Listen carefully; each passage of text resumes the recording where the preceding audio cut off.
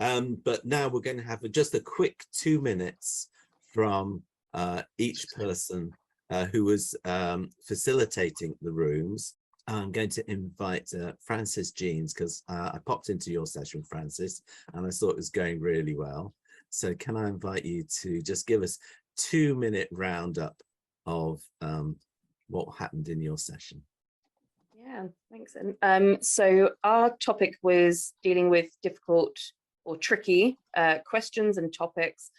So we put out a couple of thoughts on that to start us with, things like Israel, Holocaust, but actually the conversation sort of flowed into a couple of other areas after that as well. So one of the things that was picked up really early on was going back to Clive's keynote this morning, which is that idea of, if you're not saying something, you're still saying something. So often things aren't being said are the things that are being thought about. But we also sort of ventured from there and talked about, being wary of conversations that may be upsetting to other people, the fact that you often don't have a lot of time in the classroom as well. So if you're going to tackle a tricky question or a difficult topic, making sure that you have the time resource to be able to do it, not just your own sort of sense of confidence and knowledge about the topic, but actually, do you have enough time to really talk about this? And then a lot of the people in our group were predominantly dealing with primary school age or sort of under sort of 12 age children, and very wary of, at what level of depth you go into tricky conversations, but also the fact that within the room, somebody I think made the very good point that within the room itself, you often have other adults, teachers, one-to-one support, potentially parents on school trips. So even though you're simplifying a conversation for younger children, there are adults in the room who may feel like you're oversimplifying it from their perspective. So really making sure that you're aware of all the people in the room as you're talking about it. And there were some very good conversations around actually what we mean by difficult conversations. Is it challenging things that we see, sort of fake news, and where that fake news comes for children? They're rarely watching BBC News, they're getting a lot of it from social media, but also how much we want to delve into these topics, when it is a really good point that a couple of people made, that this might be their only interaction with a Jewish person or a Jewish organization for that entire school year, potentially their school time at all. They might go through all of primary and only get that one interaction, and wanting to make that positive.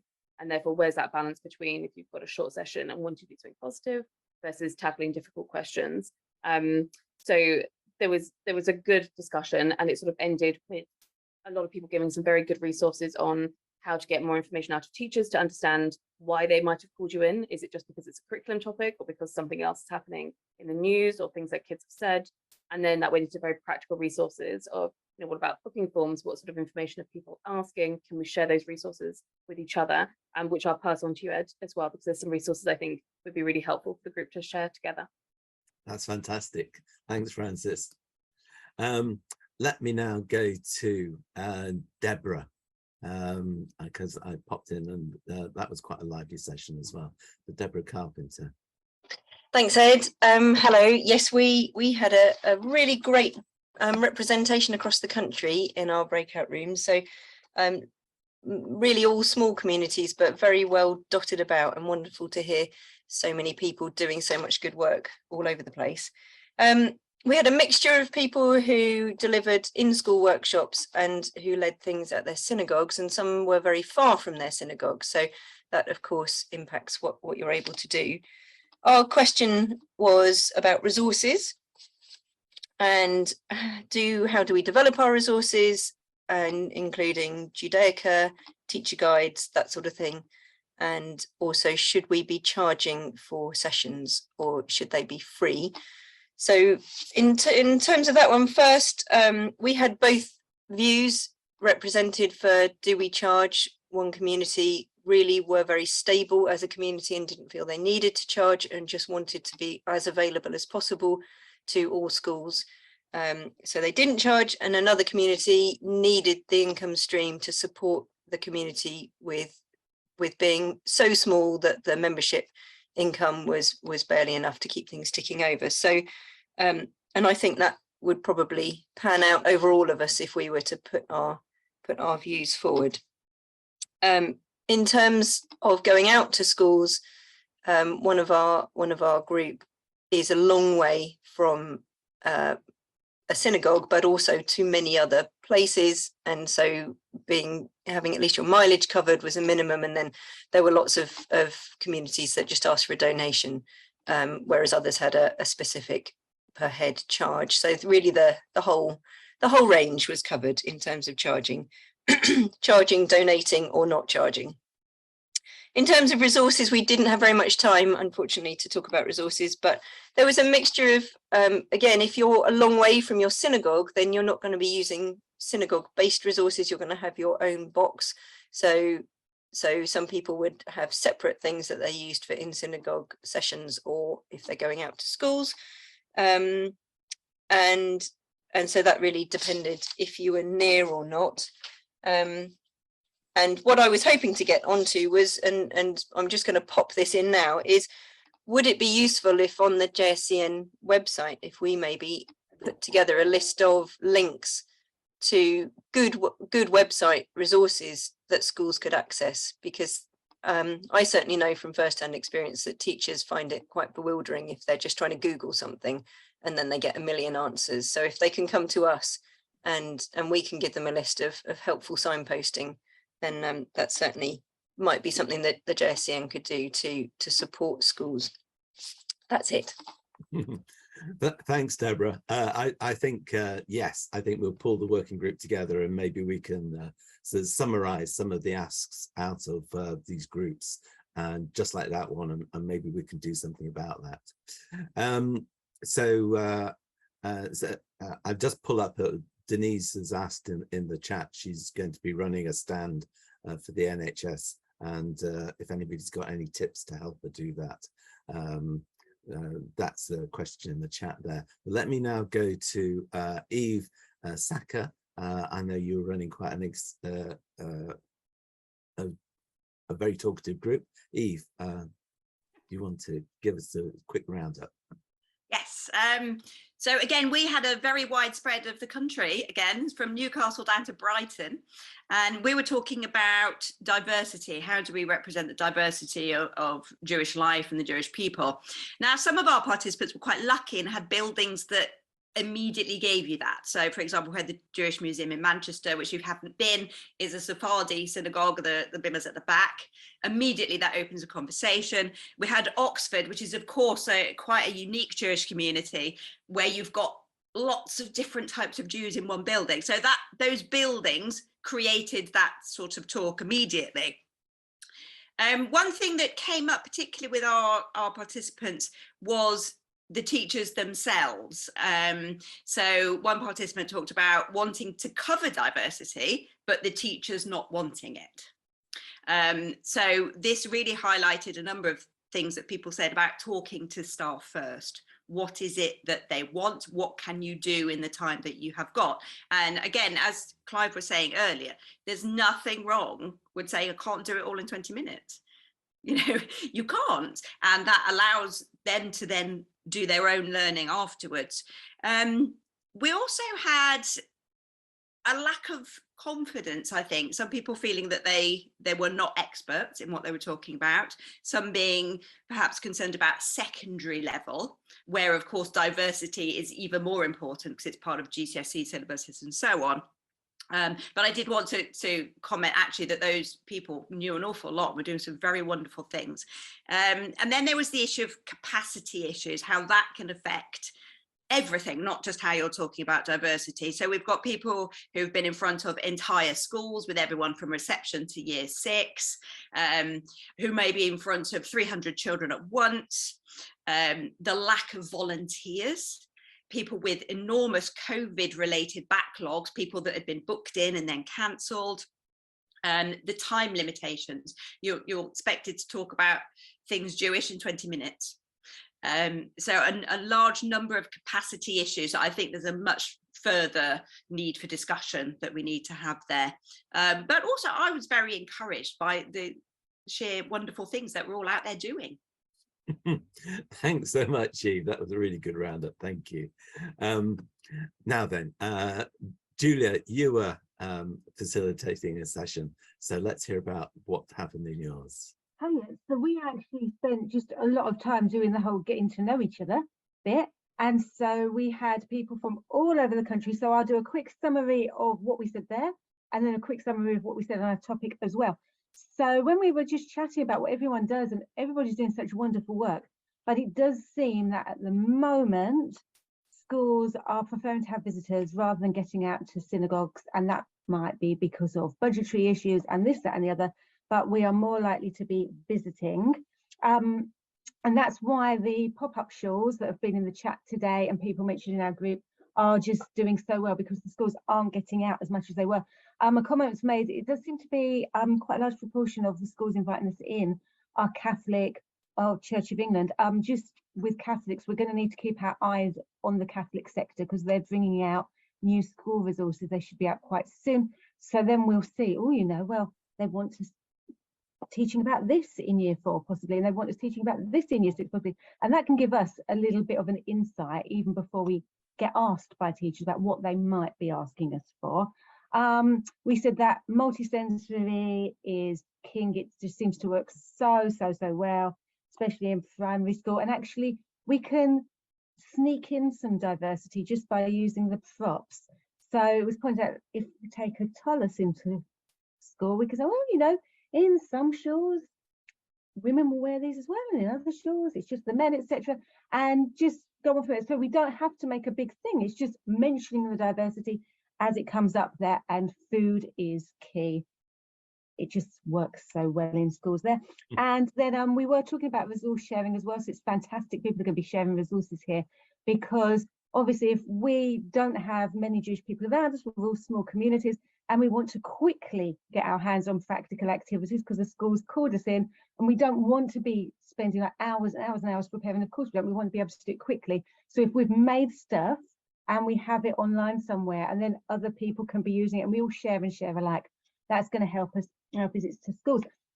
And what we were really talking about was capacity. And we know, Ed, at the start you said, you know, you've got so many people saying about who can come in, and you know, you're trying to help out so many schools. And we didn't talk so much about expanding our capacity. We turned more to really maximizing what we have. And so we had the suggestion about, actually, if we had an overall list of speakers, little bios, the topics, whether they're happy to speak on, whether they prefer to go to secondary, primary, etc., special schools, that could really help. People were saying that sometimes you will end up traveling out of county, maybe, or out of your local area. You'll go somewhere, they might be doing a different agreed syllabus, but some people are prepared to travel. Other people are, of course, doing things online, and that does mean that our capacity is greater. I do have to say, I have a school that are absolutely thrilled because they have a Jewish visitor who does it online from her house, but she actually shows parts of her house as well. So no, the children aren't seeing the synagogue, but they are seeing her Jewish home. And one Friday, she even showed the children how she was getting ready for Shabbos at her home, and they thought that was amazing. And then it was pointed out as well that a lot of us here today are Sacre members, and if Sacres can be advertising to schools, you know, well, here are our Jewish members, they will come in. Here are Muslim members, they will come in, etc., etc. That might also really help getting this into school. Yeah. Thank you, Julia. And now let's go to, there's a lot of topics coming up here, and I can see that the discussion is going to go on way beyond today. Can I bring in Sam, and then I think we're going to round off with Anne. So Sam. Yeah, our topic was talking about how do we build authority? How do we kind of have authority to talk about Jewish issues? I mean, it's interesting. I mean, our breakout room had people again from everywhere and all kinds of different Jewish backgrounds and representations. And I was the only non-Jewish person in the room. So my experience of building kind of expertise and authority is very different. But all of what kind of came out of it is that a lot of our approaches are actually very similar, and it's based off of lived experience. So when I've approached my learning is by talking to members of the community, hearing about their experiences and relaying those to people, and other people doing very similar things. So we've had people from relaxed Orthodox communities who are themselves very observant, but they acknowledge that the rest of the community necessarily isn't, and they're able to communicate both sides of that. We've had communities that are very mixed and have many denominations within them, and they're able to therefore talk about all of those different things. And also we've had people who have had journeys from growing up Orthodox and transferring to a more liberal Jewish background, and therefore having that experience to be able to talk about things across that spectrum. And that was really, really interesting. But the key to it all really was to draw the authority and the expertise that you're talking about from people's actual experiences, which was, yeah, really good to hear that kind of we're all on the same kind of track on that. And there was also some discussion about teachers and how occasionally having teachers accompanying the groups who are perhaps just there in a box ticking exercise, or not particularly engaged with the subject matter or knowledgeable of the subject matter, can be very difficult and challenging. And how often you can spend a lot of time trying to engage with the teachers to improve the teachers' knowledge, and the various ways that we might go about improving teacher knowledge and expertise as well. And in particular, though, as Sarah talked about, having a 7-week course to introduce teachers to basic concepts of Judaism. And we've tried something very similar here as well, having kind of teacher workshops to help improve that knowledge. So that's another thing to be thinking about and working on as well. That's more or less where our discussion got to. Because again, we spent a lot of time getting to know each other. And that was one of the major points, is really getting to know one another and having something to talk about. That was why we gave you a topic. And finally, Anne, who was expecting to facilitate about one topic and ended up facilitating about another, which my apologies for. I don't know how that happened. But Anne, what happened in your group? Well, we were a kind of clone of France's group. But so a lot of things that Francis has said came up in our group, but yeah, we'd love to affirm what was said about personal experience, what Clive mentioned. We feel that was very important. And when we talked about difficult questions, the Holocaust and Israel, so personal experience was very important for us to share our knowledge and our past, but also to make it clear, if you don't have a Holocaust background, to make it clear that not all Jews have the Holocaust in their background, that Jews have been in the country for many years. So we talked about that. There was an interesting point made about welcoming children with special needs into the synagogue and how you connect with them, and often that means being very, very flexible and changing the way that you work. So we had a lovely example from Guildford about instead of doing a very long talk or whatever, doing a very short talk and then letting the children draw what they'd seen, and that was incredibly successful. So the importance of being flexible with groups. We mentioned the Holocaust, in that primary school children do have a knowledge because of Anne Frank's diary, although we realise the importance of sensitivity and how we talk about the Holocaust. In terms of Israel, people were saying that they mainly dealt with primary children and it didn't come up as a big issue. It was more of an issue perhaps with interfaith groups when you welcome them. But we feel, just to sum up, that it's important to stress peaceful coexistence and how we try to live with our neighbours. And the song Shalom Chaverim was recommended. Thanks, Anne. Thanks. It's nice to know that a little bit of music crept in there, and I was going to. I ran out of time. I was going to welcome you all this morning with a little bit of video music, and it just didn't happen. But maybe next time. Maybe next time. Thank you all for taking part. I hope you enjoyed opening up, chatting amongst yourselves, and getting a flavour of what happened in the other rooms. And I know that 20 minutes is nothing to talk about these things. It was really literally just a taster and a chance to see who else is here at the conference and who else is doing the similar things to you around the country. You all do a fantastic job, and you all do a very, very, very important job. Now, some of the things that perhaps you don't get to talk about every day, you might talk about them sometimes, but are some of the things which are happening in the wider world of education. And that's one of the areas which I hope we can get to now as we introduce our panel discussion, which is going to be chaired by Clive. So some of those topics I think are going to be introduced, but also Clive has been keeping his ear to the conversation of what's been happening this morning. So